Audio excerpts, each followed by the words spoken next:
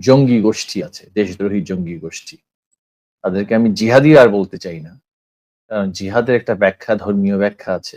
এরা ধর্মীয় ব্যাখ্যা মানে না। এরা আ অ্যানার্কিস্ট, অর্থাৎ আমি বলি যারা নৈরাজ্যবাদী এবং গভীর সূক্ষ্ম ষড়যন্ত্রের কারণে আজকে বঙ্গবন্ধুর কন্যা, আমাদের এখন পর্যন্ত বৈধ প্রধানমন্ত্রী, যিনি এখনো পদত্যাগ করেননি, তিনি দেশহীন। একটি দেশ যার সাংবিধানিক প্রধান দেশে থাকতে পারছে না, দেশের সাধারণ মানুষের জীবন বিপন্ন, অর্থনীতি ধ্বংসের পথে গিয়ে ঠেকেছে। বাংলাদেশের যে পরিস্থিতি, এই পরিস্থিতিতে অনেকেই বলছেন যে এটা সোমালিয়া বা হাইতির পরিস্থিতির দিকে আমরা এগিয়ে যাচ্ছি। এই যে একটা ভয়াবহ পরিস্থিতি, সেটাই হচ্ছে অবস্থা। আর এই পরিস্থিতিতে দেখুন, একটি কুচক্রী গোষ্ঠী, বিশেষ করে যারা বৈধ রাজনৈতিক পথে কখনোই সরকারি দায়িত্ব পাবে না, এর মধ্যে আমি বলবো অন্যতম ১-১১ কালীন সময়ে যারা কুশীলব ছিল, মতিউর মাহফুজ, যে প্রথম আলোর ২ সম্পাদক, প্রথম আলো ডেইলি স্টারের, যাদের এখন ক্ষমতা দখলের বাসনা পরিপূর্ণ হয়েছে, এর জন্য তারা দেশ বিসর্জন দিতে রাজি। প্রথম আলো ডেইলি স্টার সহ মিলিয়ে কিছু গণমাধ্যম, যারা পূর্বে আওয়ামী লীগ সরকারের সময়ে গণমাধ্যমের স্বাধীনতা নিয়ে আলোচনা করেছে, আজকে আমাদের বিরুদ্ধে এত অ্যালিগেশন, এত সংবাদ, এগুলোর সত্য মিথ্যা, এগুলোর বিষয়ে আমাদের বক্তব্যটা কি, সেটাও তারা প্রচার করে না, করতে দেয় না। আমি কিছুদিন আগে গণমাধ্যমের স্বাধীনতার বিষয় দিয়ে শুরু করতে চাই, কারণ এরাই তো এই পরিস্থিতিটা, এই ন্যারেটিভটা বিশ্বব্যাপী প্রচার করেছে।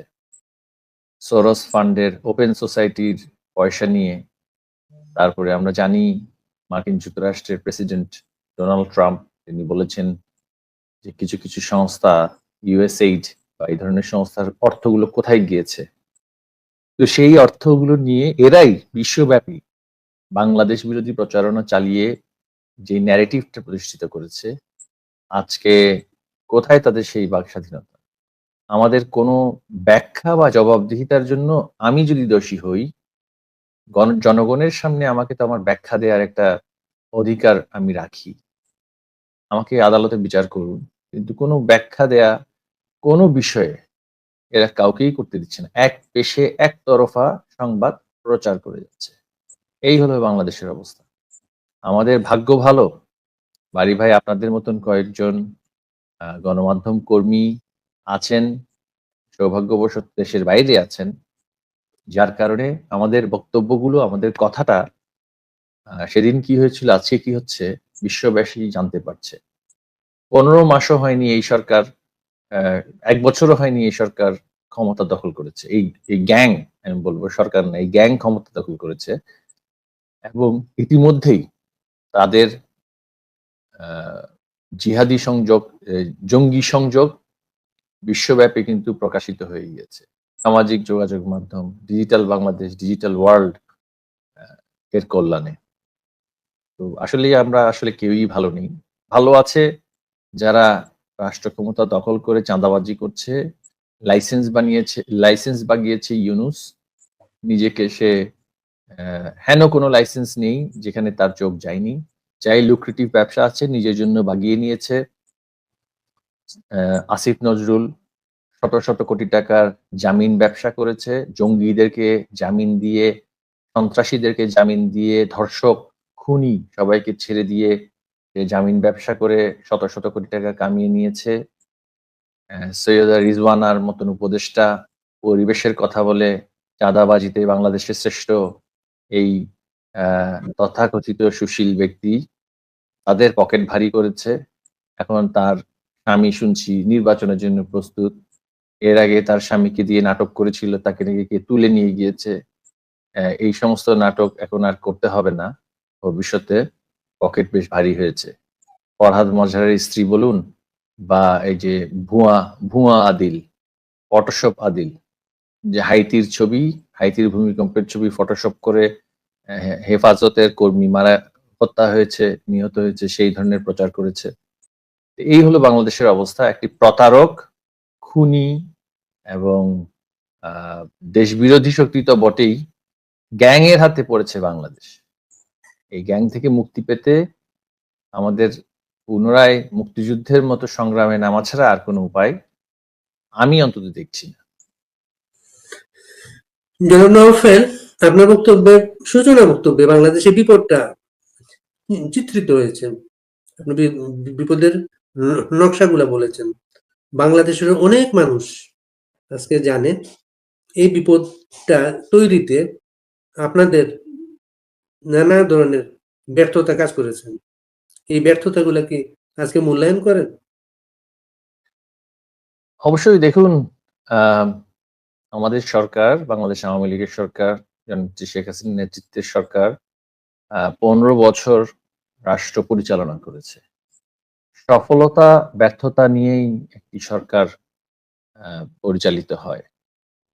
একটি সরকারের সব নীতি যে সফল হবে বা সব নীতি জনগণের জন্য যথাযথভাবে যেই উদ্দেশ্যে সেটা প্রণয়ন করা হয়েছিল সেটা বাস্তবায়িত হবে তা কিন্তু নয়।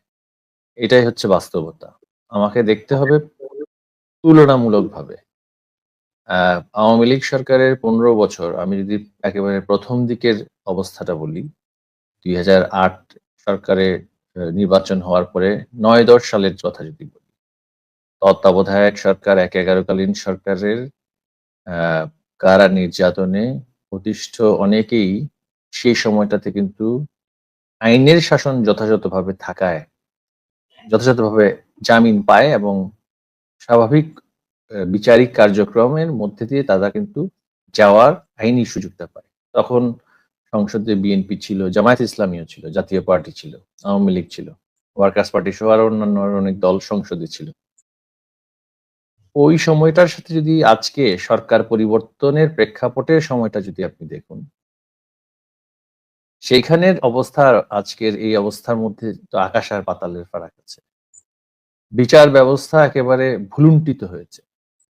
সর্বোচ্চ আদালতে প্রধান বিচারপতি নিয়োগ থেকে শুরু করে আ মব মব ভায়োলেন্স করে পুরো সর্বোচ্চ আদালতকে পদত্যাগ করানো থেকে শুরু করে, বিচারিক আদালতগুলোতে বিচারকদেরকে হুমকি-ধমকি দেওয়া থেকে শুরু করে, আইনজীবীদেরকে গণগ্রেফতার করার মাধ্যমে এবং এই যে ক্যাঙ্গারু কোর্ট, আইসিটি ট্রাইব্যুনাল, এটা আ সেটা তৈরি করে সারা দেশের সামনে এখন একটা মকারি অফ জাস্টিস বলব। জাস্টিস না, মকারি অফ জাস্টিস। বিচার নিয়ে ছেলেখেলা, সেটা শুরু হয়েছে। তো আমাদের ব্যর্থতা অবশ্যই আছে। এটা তো একটা সরকার ছিল, একটা রাজনৈতিক দল ছিল। সেই ব্যর্থতা আর এই আজকের অরাজকতা, এর মধ্যে আমি বলব জনগণের উচিত একটা তুলনা করা। বিএনপির নেতাকর্মীরাই আমাদের সরকারের সময় দীর্ঘদিন বিচারিক প্রক্রিয়ার মধ্যে নিজেদেরকে কিন্তু মুক্ত রেখে রাজনৈতিক কার্যক্রমে অংশগ্রহণ করতে পেরেছে এবং 14 সালে তারা সারা দেশব্যাপী যে রাজনৈতিক আন্দোলনের নামে যেই ভায়োলেন্স তারা করেছে, তারপরও আমাদের বিচার ব্যবস্থার প্রক্রিয়ার মধ্যে দিয়ে কিন্তু তারা কেউই অবিচার তাদের প্রতি হয়েছে সেটা কেউ বলতে পারবে না। গ্রেফতার হয়েছে, জেলে গিয়েছে, জামিন হয়েছে। আজকে আমাদের যে অবস্থা, আ আমার বিরুদ্ধে ইতিমধ্যে ১৩০ টার উপরে বোধহয় আমার কাছে এফআইআর এসেছে, মামলা হয়েছে। তো কোন মামলাতেই কিন্তু আমাদের পক্ষে অ্যা বিচারিক প্রক্রিয়ায় অংশগ্রহণ করার কোনো সুযোগ তো অবশ্যই নেই। এবং আজকে আদালতের যে অবস্থা, কোনো আইনজীবী প্রস্তুত নন যে আমরা যে যাবো, গিয়ে যে আত্মসমর্পণ করে যে বিচারিক প্রক্রিয়ায় নিজেদেরকে সেটার সম্মুখীন করব। নিজেকে বিচারের হাতে সঁপে দেব, সেই পরিস্থিতিই নেই। যারা কারাগারে আছেন তাদেরকে হত্যা করা হচ্ছে, চিকিৎসা দেয়া হচ্ছে না। এই ধরনের একটা অরাজক অবস্থা। আমাদের ব্যর্থতার কথাটা আমি জানি আপনি মানে আমার মুখ থেকে বেশি শুনতে চাইছেন। আমাদের ব্যর্থতার জায়গায় আমি যদি বলি যে সরকার প্রশাসন পরিচালনার ক্ষেত্রে সরকারের বেতনভুক্ত কর্মচারী যারা ছিল, কর্মকর্তা যারা ছিল, আমি ব্যক্তিগতভাবে মনে করি উম নানান কর্মকাণ্ডে তাদের যেই সরকারি আইনে প্রদত্ত দায়মুক্তির যে ব্যবস্থা আছে বা ছিল এবং আ সুশাসন নিশ্চিত করার ক্ষেত্রে তাদের উপরে যেই নিয়ন্ত্রণ আমাদের থাকার কথা ছিল, স্বচ্ছতার লক্ষ্যে এবং আমাদের নিজেদেরও নানান বিষয়ে সুশাসনের সময়ে সময়ে ঘাটতির কারণে জনগণের মধ্যে যে সমালোচনাটা হয়েছে, এর থেকে তো আমাদের মূল্যায়ন হচ্ছে না আমি তো তা বলব না। সমালোচনা হচ্ছে, অভিযোগ আছে আমাদের বিরুদ্ধে। সুশাসন সংক্রান্ত অভিযোগ আছে। সব সরকারের বিরুদ্ধে ছিল বাংলাদেশে, আমাদের বিরুদ্ধে পরবর্তীতে অনেক বেশি এসেছে। এটা এড়িয়ে যাওয়ার সুযোগ নেই। এড়িয়ে যাওয়ার সুযোগ নেই এবং আমি মনে করি এর থেকে আমাদের শিক্ষা অবশ্যই নিতে হবে। আমরা আমাদের দীর্ঘ ১৫ বছরে দুর্নীতির দায়ে যারা আ অভিযুক্ত হয়েছে, আমরা জানি যে রাজনৈতিক ব্যক্তি হলে তার জেল জরিমানা সবই হয়। কিন্তু আপনি দেখুন বাংলাদেশের ৫২ বছরের আমাদের এখন এই যে দীর্ঘ সময়ে আমাদের ১৫ বছর সময়টাতেই যদি বলি, আমরা যারা রাষ্ট্রের কর্মচারী-কর্মকর্তা তাদের নানান ধরনের সংবাদ বলি বা তথ্য থাকা সত্ত্বেও আমরা আসলে কাজনের বিরুদ্ধে ব্যবস্থা নিতে পেরেছি। সেটা তো আছেই। তার উপরে অ্যা অর্থনৈতিক যে সমস্ত অভিযোগের কথা বলা হয়েছে, সেগুলোর বিষয়ে হয়তোবা জনমনে অনেক ক্ষোভ বা আক্ষেপ আছে।